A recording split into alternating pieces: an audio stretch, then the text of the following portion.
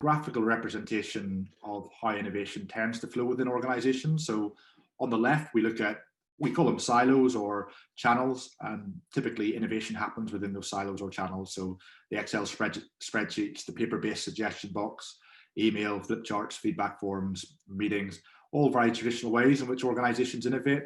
And none of them are wrong. In fact, they're all good, and we still will still use them. I think where they become difficult is where their silos get stuck and those sessions and that information sits in that silo and doesn't get shared, whether that's via team or by geographical area or department.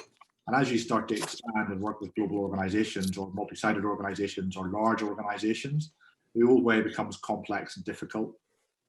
Technology's purpose is really about how do you create a feed or a middle layer where all that information can flow into. So if you can have all your innovation or ideation or however you want to term it, and sitting in a centralized place, then you can manage, you can measure, and you can action. And today is really about measurement, but it's important that it's all in one place, and then it becomes a sort of searchable asset over time. I think the key thing that I always say on this whole sessions around, these sessions are around, is that technology doesn't drive innovation. Technology is a facilitation or a facilitator within the process, and you need people and process that sit around it in order to make it work. So we're not sort of pitching a silver bullet, and we're pitching something that enables.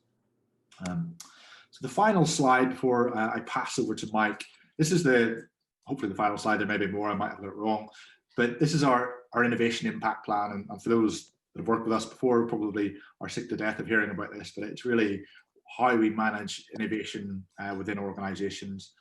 The 6-part series has been looking at these different parts. So the first part, defining goals and critical success factors. Like, what are you actually trying to achieve? If we don't know that before you start, then the chances of success are quite limited because we don't know what to measure against.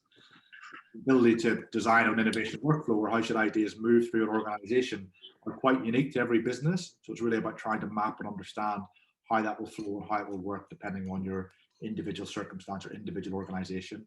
And it can be fluid, and it should be flexible, and it should change based on the types of ideas. How you use challenges, so how do you crowdsource ideas around specific business problems? Very, very important, because we want to focus people and focus people's thoughts around innovation. So that's what that part is. The idea evaluation process, how do you assess an idea? Technology can do part of that, but you need to understand where it fits within your organization. One of the big, for me, the 2 big parts are the challenge and sort of setting the scene, and then the compelling internal comms plan. So how do you actually educate people, get them to participate, get them to be involved, and celebrate the success of a platform? By and large, is the most important part of any innovation cycle, which is about communication and letting people know what you're doing and why you're doing it and what's expected of them and what's in it for them and why they should participate. If we don't get that part right, then effectively we're almost like a change management agent, and one of the most important parts of any change management, of course, is communications. And finally, and why we're here today, is to talk about analysing results and reporting back. And for me, this is where it's not the end of the journey, it's just the start of the new journey, because we need to analyse the results and report back against the critical success factors and the goals that we establish whenever you first launched a platform, or no platform. Forget about the platform, just an innovation process. What did we set out to achieve? What did we achieve, and how did those results match up to what we expected? Some will be good, some will be bad, but actually the measurement and the reassessment and the refocus is the most important part. So we end a deadline on our diagram, but actually it should really connect back up to part 1, because then it's about reassessing and re-going again. And innovation is like that. It's not a static process.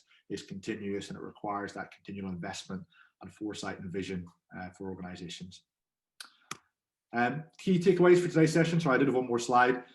What you want to hopefully get is, deciding which metrics and KPIs you should track and analyze. There are many things we can track. We know the ones that we measure are the ones that we'll do something with. We can measure everything, but we can't effectively manage everything that we measure. How to develop a detailed reporting strategy, so giving you some tips about how this might flow back through and what it might look like, and how often you should circulate the report to key stakeholders. So a large part of this, again, is about communication back to the audience or the stakeholders. And the stakeholders can be variable. It can be our senior leadership team, our executive board. It could be our managers, the people that sit on the front desk. It doesn't really matter. We're all stakeholders in this process, and that's what we're trying to deliver. So it's really about how do you keep them informed and make them part of the process. There we go. I am 2 minutes ahead of schedule, which is a rarity. I'm very excited to introduce you to Mike Banbridge, and I suspect probably the most reason why most of you are here. Mike has very kindly agreed to do a session on the innovation culture and on how Amazon do it. And I think we all look up to, or Amazon Web Service specifically, we all look up to them as a pillar of light. So I will pass over to you, Mike, after my gushing intro, but I'm very excited to see how you guys do it. So thank you for joining, and looking forward to the presentation. Excellent. Thank you, Johnny. Hopefully you can see my screen. Can everyone see that? Yeah, I can see. Yeah, perfect. Excellent. Well, look, let me start by introducing myself. Good afternoon, everyone. It's great to speak to you today. We're really excited to partner with IdeaDrop for this innovation bootcamp. My name is Mike Banbridge. I work at Amazon Web Services and currently run our executive visioning program in EMEA, which is where we engage senior executives and help them set their technology strategy. But prior to that, within AWS, I ran our digital innovation program, which is an engagement for our customers where we share with them how Amazon innovates. And unsurprisingly, like Johnny said in the introduction, this is a topic that comes up a lot for our customers. Many people are interested to understand, what makes Amazon so successful, how we work, and in particular, having worked at the organization for over 3.5 years now, it really is this culture of innovation that we have at Amazon, and that's what I want to share with you today, just to give you a little bit of insight into how we do things. And I think when I talk about culture of innovation, it's important just to spend a minute just going over that point, because it really is something that's very important to us here. It's ingrained in everything we do, and we see innovation as everyone's job. At Amazon, at AWS, we hire based on cultural fit. So when you apply for a job with us, the questions we ask you are about our leadership principles and our culture.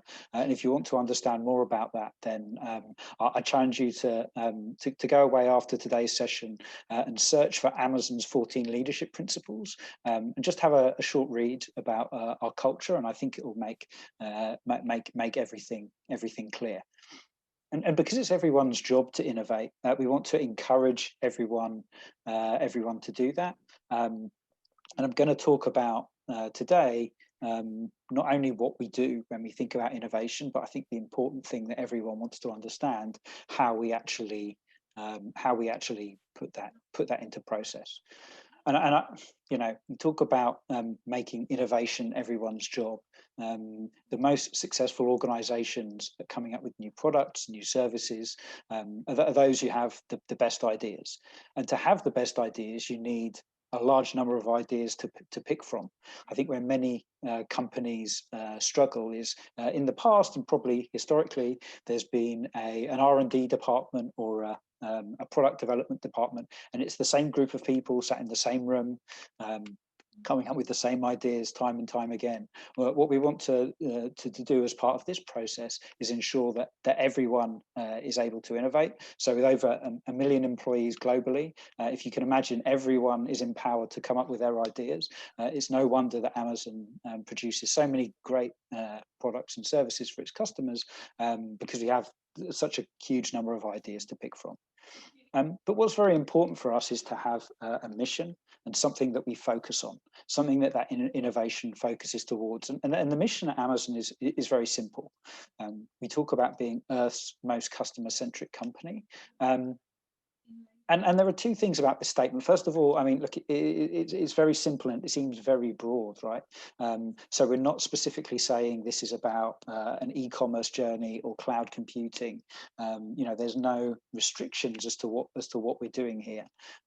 However, the second point is it's very specific, that everything we're doing is focused on the customer and being customer centric and customer first.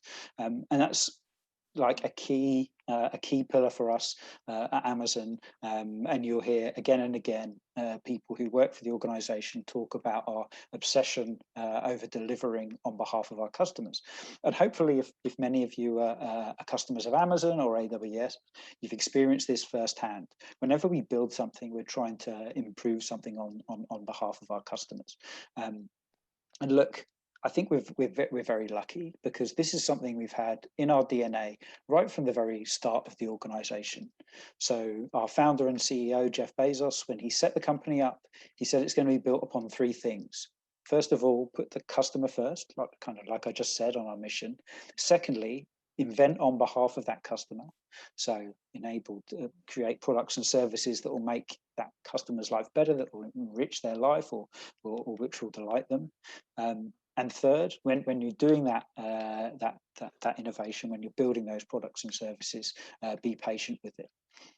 And look, I think this is something that is very simple. But when you think about it in a little bit more detail, putting the customer first ahead of everyone else sounds easy, and lots of organizations say they're customer centric, but in reality, there might be other metrics that are perhaps more important that they judge their success on. It might be profits, it might be margins, it might be shareholder value. A lot of those traditional financial metrics, ways of measuring companies and success, is what a lot of organizations focus on. And look, that's absolutely fine.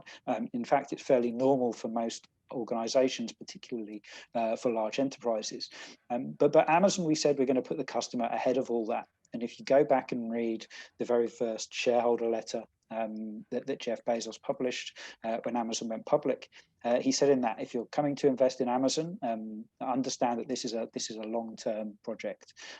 You know, as investors, we're not looking for people to come and make a fast buck. This is all about us building a company for the next 100 or even 200 years, and thinking about the future. And I think, you know, that's something that a lot of organizations typically struggle with. So when I've presented this session before to enterprise customers who I work with, I typically expect them to say, you know, putting the customer first is hard for us because that's a challenge, you know, because of all these other metrics we use. But in reality, a lot of the time, people say to me, it's this idea of being patient and having a long-term view that be very difficult for us. And a lot of the feedback is, you know, if we're building a new product or if we're building a new service, and you know, we launch it, we start selling it, and perhaps within 3 to 6 months, you know, we're not seeing success, or you know, it's not driving the revenue or the impact that we want, then we'll cancel it, or we'll stop and we'll go and do something else. And I think it's that patience, which is very difficult to take on board when you're innovating. And one of the mental models we have at Amazon is that when you launch a product, that's not the end. Launching a product is actually just the start of the journey. So all the time it takes you to build and develop that product or service, that's just getting ready for launch day, which is actually the start of your journey, the start of this iterative move forward to get the product in front of customers, collect the data from them, and then improve it and make it better and better and better. And I think that will tie into the second session this afternoon, where we're going to talk about metrics at success and reporting, because the way that you do that is really important. Setting those expectations at the start of what success is and tracking them successfully will really help you upon your innovation journey. And at Amazon, we have a term for this. We talk about a willingness to be misunderstood for a long period of time. And I want to share with you one of the examples that you might be familiar with from Amazon that I think demonstrate this quite nicely. It's the Amazon Kindle. And for me, this is one of the probably most interesting products that Amazon launched, because if you think about it, you know, in the past, Amazon was predominantly a bookseller, sold books online. So launching the Amazon Kindle Imagine if everyone had bought one, then effectively all those warehouses, the delivery infrastructure and everything that had been built would become obsolete. This is an example of a company almost trying to disrupt its own business model because it understands what a customer wants. And it takes a really special focus on putting the customer first, to think, if we launch this product, then it could potentially cannibalize everything else we do, and put that before your existing business. But look, Kindles are a really interesting example for me, and for those of you who don't know or haven't seen, on the left hand side of the screen there is the first generation of the Kindle. I've actually got one here. I don't know if you've ever seen one of these before. I think you can pick them up on eBay for about $50 if you're interested. But I wouldn't bother because they're really not very good. They've got this really weird interface with these funny buttons. You can probably see it on the slide. Actually, a little bit heavier than some paperback books. So not the best, particularly when you compare it to today's model after over 10 years of iteration and improvements. But look, I think this talks to this iterative way of building products quite nicely, because when we launched Amazon Kindle, we did it to solve only one problem. We started focus on a single customer benefit, and that benefit was book in 60 seconds. For the customers who want to read the most, who want to get hold of the latest books, who read a lot and who can't wait for the next book to be delivered through the post, how do we get something to them instantly? And that was the problem that we solved with the first version of Kindle. It had built-in 3G, so books could be downloaded almost instantly, and that was the idea. Then over time, after customers like that, we got data from that product and built in many of the other improvements. So the touchscreen, waterproof, the backlight, the improved storage, the battery life, all those things that you're probably familiar with if you own a Kindle today. I think this example highlights that idea of iterating on your product to keep improving it. And at Amazon, we're very clear that the job's never done with a product or service. You keep iterating and improving as you go. So look, that's a little bit of what we do when we innovate at Amazon. But now I want to talk about how we do it. And this is probably the most interesting part to most people. And the way that we do a lot of things at Amazon is by focusing on mechanisms. And I remember when I first joined AWS, I kept hearing the term mechanism used around the company, and people were like, well, what's your mechanism going to be for scaling the program? What's your mechanism going to be for getting customer feedback? And I remember thinking to myself, I keep hearing people say mechanism. It sounds to me like they mean business process. Maybe that's what it is. Mechanism is just the business process. But actually, after a bit more time, I came to understand that a mechanism is made up of three things. So if there's a problem, if you need to do something new, if you need to fix something, the first part of the mechanism is the tool or the service or the process that you put in place to fix it. And that's where most organizations stop, and with my experience of working in large organizations, companies would end. The second part of the mechanism is adoption. So making sure that when you've put this tool or process in place, that the people are going to use it actually know how to use it, so they've had the training. But more importantly than that, that they understand what problem or challenge that tool or process is going to solve. So you give them ownership of the problem. And then the third part of the mechanism is inspection. So after maybe a month, maybe 3 months, maybe 6 months, you actually go back and check that people are using the tool or process in the right way, and that the problem itself has stayed the same and hasn't changed. Because what happens so often is, the problem changed, and the tool or the process that you've put in place is no longer fixing it. What happens in so many large organizations is these processes become a proxy for management.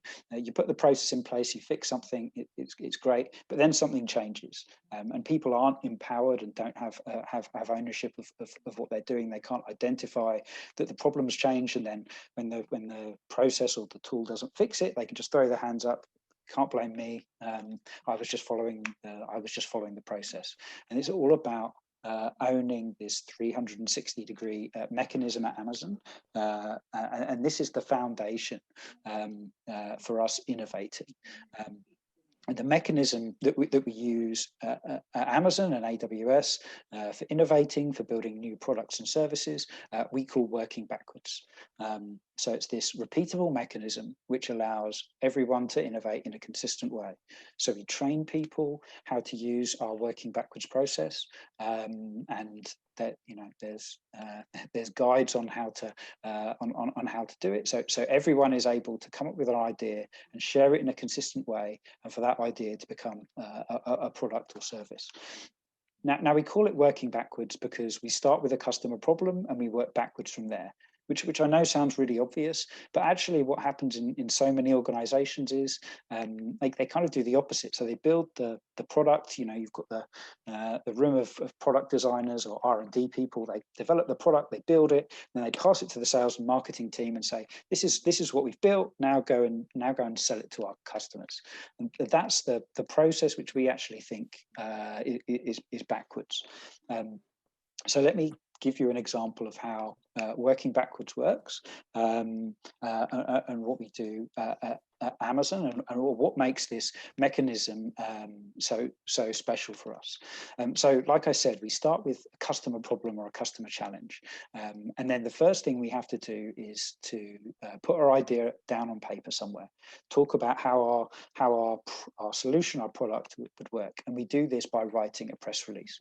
And a press release is a one-page document that talks about the main benefit for the customer, and you write it as if your CEO would be reading it out at an actual press release. That's why we call it the PR or press release. So that's the first thing you do. So, for example, if I come up with an idea for a product, I go to my boss. I say, "Hey, I've got this amazing new idea for a program for our customers, for a new service." The first thing she'll say to me is, "Mike, go away and write the press release." So I'm not just the ideas guy. I actually have to put some work into it now, have to think about it and get my idea down on paper. Now, when my idea is down on paper, I go back to my boss and say, "Here we go, boss. I've written the press release. You told me to go away and write it. I've done it.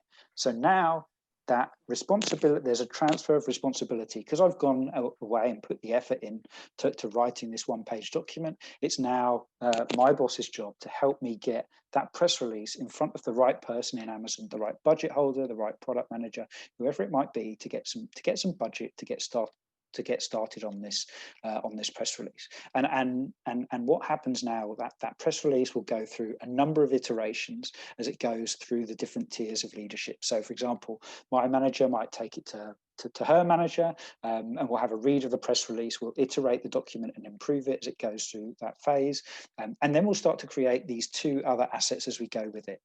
So the first is FAQs, or frequently asked questions, and you're probably familiar with these as a consumer. We split these into two. So the first set of FAQs are questions customers would ask you, and you write the questions and also the answers. And the second set of FAQ is questions that the stakeholder or budget owner, or whoever's going to commission your product or service would ask you. So, how are you going to measure success? What metrics are you going to use to track it? What's your next iteration going to be? How many people do you need to build it? What technology will it use? All those complicated questions that you can imagine. And often, these documents make up a business case in most companies. We write them in terms of questions and answers. And then the final asset is a set of visuals. So typically a small comic strip showing the customer experience, how the customer uses that product or service. And then these pack of assets become the documents we use when we share with the next group of stakeholders, until eventually we get to the senior stakeholder. Who knows if the idea is big enough? Might even be Jeff Bezos himself.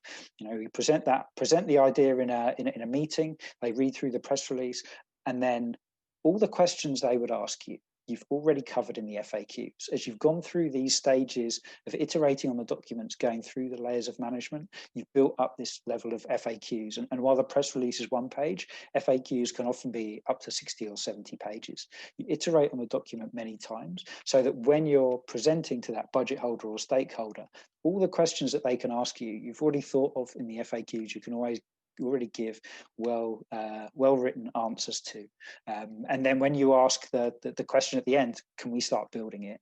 The only answer they can give you is yes, because you've already done all the due diligence to prepare. So look, working backwards is the process we use at Amazon for developing new products and services. We use it for everything that you might be familiar with. You know, from the one-click buy box to the Amazon Echo powered by Alexa, to any of the products and services that you might use for Amazon, all go through this mechanism. It's a repeatable way for allowing anyone to do it. So look, I just want to finish with I think the example about the Amazon Echo and Alexa, because it ties back to that. The point I made at the start of my presentation about being patient when you're innovating, which I really think is the most important thing. So back in 2005, just before AWS launched its first cloud service, the senior leadership team at Amazon were challenged with a question. So that the idea for Amazon Web Services, and by the way, if you don't know about our cloud products, again, go and have a look and a read about them. But the idea for the cloud products would we would build this big computing platform that anyone could use. Effectively infinite compute, so that the leadership team were challenged with this question: if you had infinite compute power, what would you build? And now, this is a bit of almost an internal legend at Amazon. I kind of thought it was a bit of a myth, but I've met a person who knows someone who had lunch with someone who was friends with someone who was in the meeting, and apparently Jeff Bezos answered the question straight away. He said, with unlimited compute power, I would build the Star Trek computer. So for those of you who are who don't know this, Jeff Bezos is a huge Star Trek fan. So the idea back in 2006 was for us to build the Star Trek computer. That was the challenge. A team started writing the press release, and a team was formed to understand how we might do that. Then in 2014, we launched the first version of Amazon Alexa. So this was a product that was 8 years in development before it was launched to the public, just to give you an idea of what that long-term thinking means at Amazon and how we think about product development when we're innovating, and particularly being patient. Like 8 years without even launching a product in front of your customers is a really long time. But I'm sure you can appreciate from the success we've had with Alexa, it was something that we were convinced was going to work for our customers. So that's my presentation. I'm sure you can tell I could go on for a long time with plenty of examples. I don't know if we have time for questions, Johnny, but otherwise I'll hand back to you. Yeah, I think we could take a few minutes. I probably shouldn't have said that, but yeah, I think if you have questions, shout them out, and I'll get in trouble with Linda later for disrupting the flow, but we can. I think it'll be useful. Yeah. Any questions for Mike? And thank you, Mike. That was extremely interesting. I am an avid Kindle user, so I certainly haven't seen the first one, but I've got the latest one. Yeah. Johnny, I've got one, if that's okay.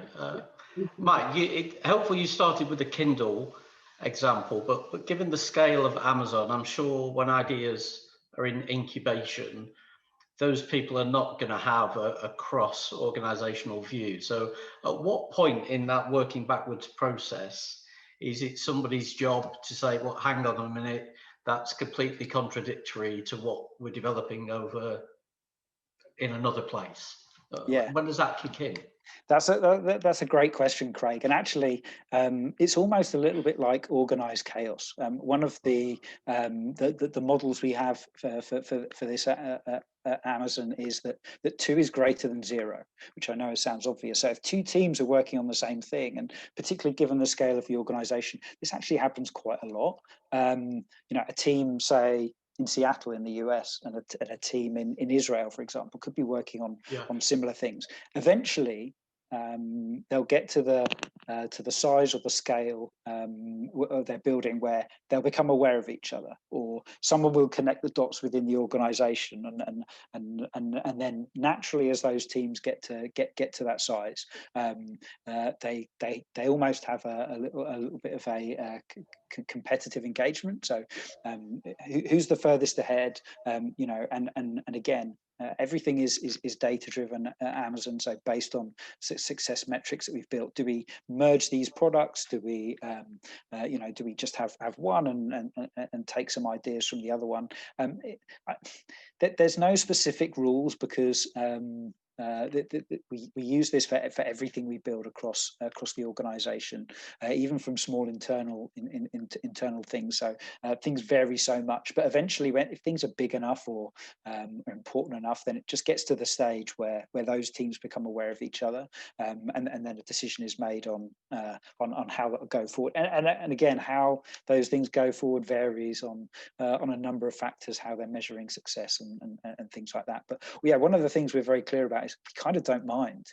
We're okay with competing products to be built, because we don't really want to stifle that builder culture and that innovation culture. Okay, thanks. Mike, a question, if I may. Of course. You started your presentation with the focus on culture, which is so important, and you're talking with folks at Idea Drop before. Culture is often the key to getting that ideation flow going. But just, I mean, with what you've described, and thank you for the presentation, are you doing some form of incentivization as well to encourage the breadth and depth of your huge workforce globally to start this process by putting their problems forward? Again, another really good question. There's no incentive for this.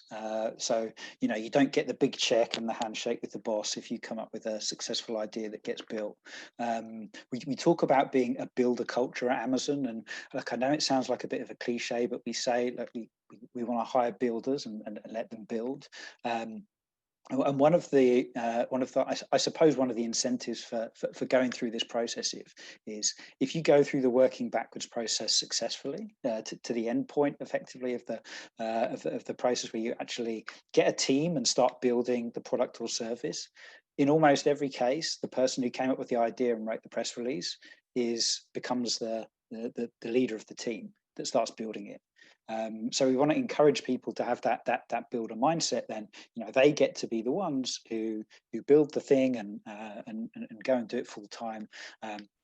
One of my colleagues in AWS, he came up with the idea for the well-architected framework. So many of our customers were struggling with cloud and knowing around security and cost, how to build things.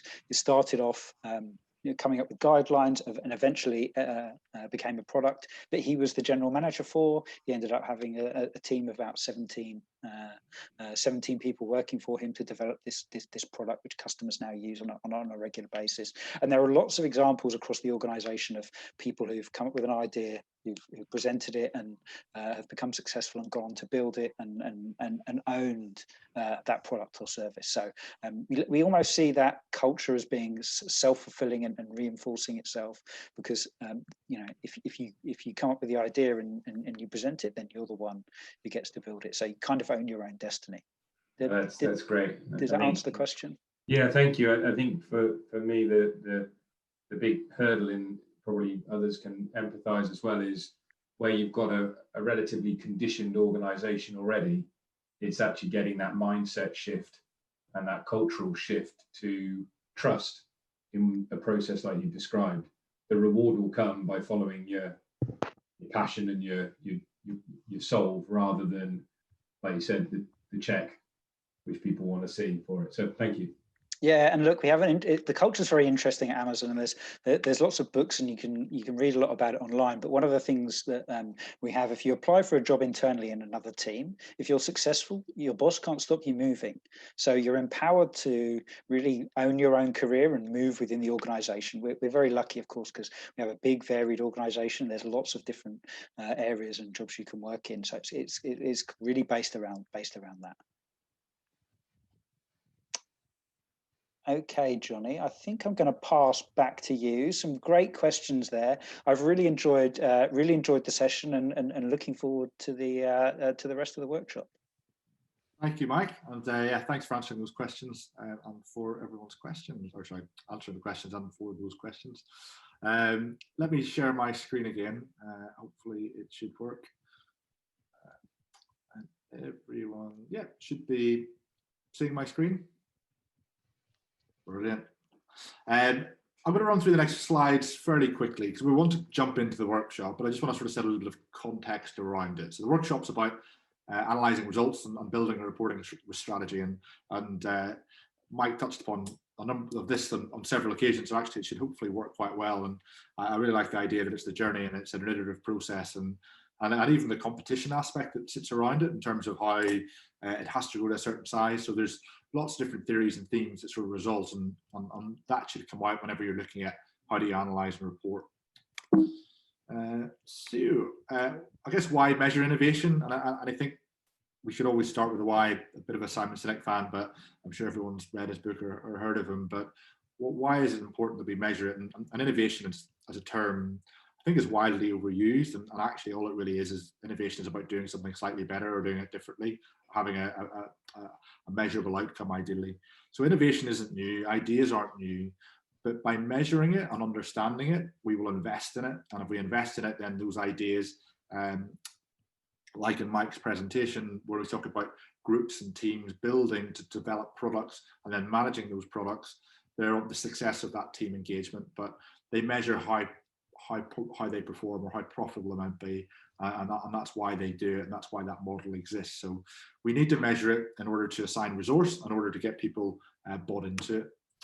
So how do we measure it? And that's really what we're talking about today. I'm not going to delve too much into the slide. I had a question earlier. We'll circulate the slides afterwards and a recording of the event, so we'll follow up with everything. So don't worry too much about scribbling notes on this.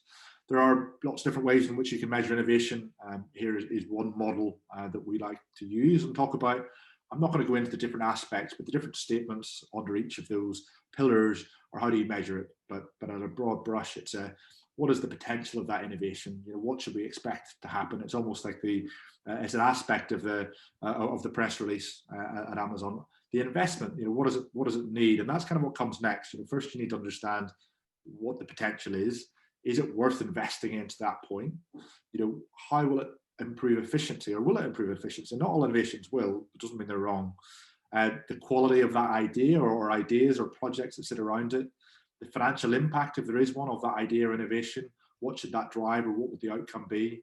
And actually, what is the culture of the organization that wraps around all these different points, because they're all synonymous. The culture is the most important part, and then the models can exist within the culture, but actually trying to force a model on a culture that doesn't want to listen is very difficult and takes much longer.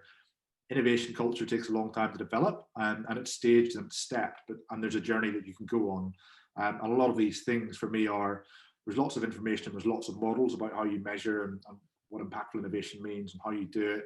But you do need to start simply and actually sort of take the broad themes and educate your organization over time.